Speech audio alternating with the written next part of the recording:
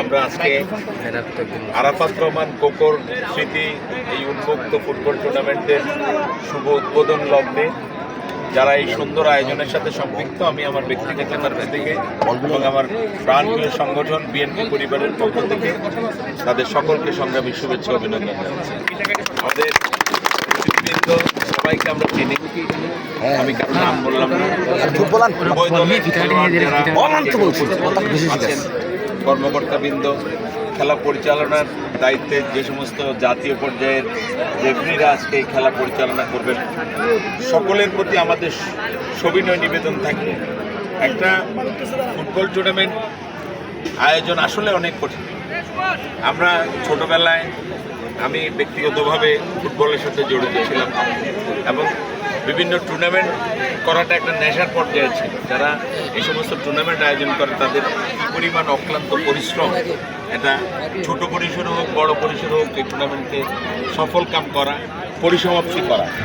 আমি আজকে এই টুর্নামেন্টের সাথে সংশ্লিষ্ট সকলকে ধন্যবাদ জানাই এবং আল্লাহর সহযোগিতা কামনা করি।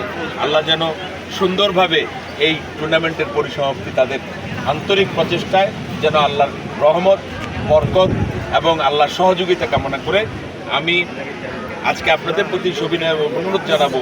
আসলে আমরা একটা মুক্ত পরিবেশে, আমার মনে হয় এই মাঠে আমি প্রায় 4টা টুর্নামেন্টের, আজকে সহ 4টা টুর্নামেন্টের ইতিমধ্যেই উপস্থিত হওয়ার সুযোগ হয়েছে।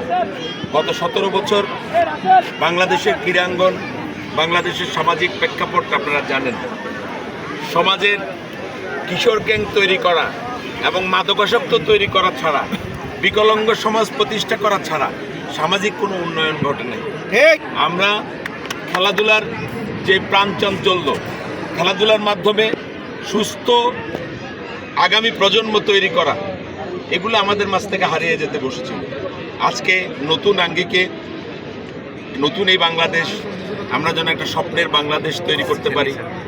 এই আরাফাত রহমান কোকো, যার নামে এই টুর্নামেন্টের আপনারা আয়োজন করেছেন, উনিও এই জালেমের দুঃশাসনের শিকার হয়ে বাংলাদেশে শাহাদাত বরণ করেছেন।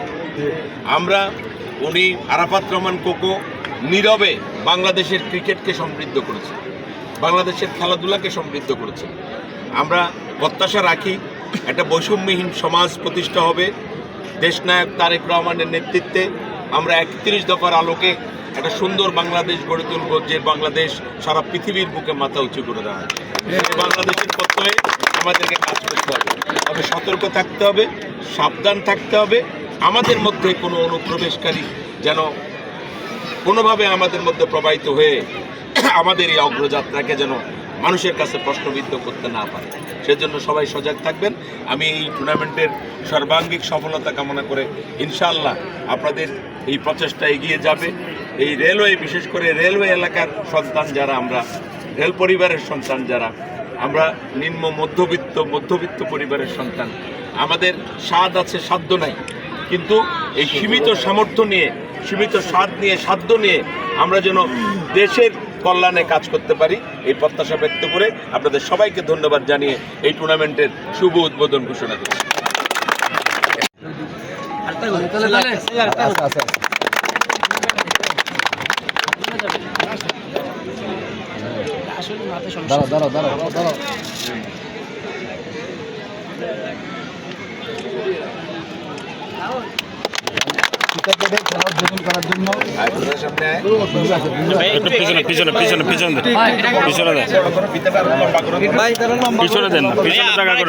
পিছনে জায়গা করেন।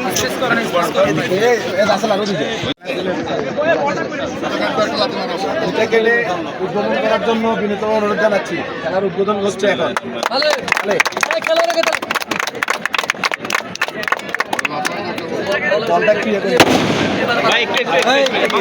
ওইটা সরাতে হবে। ভাই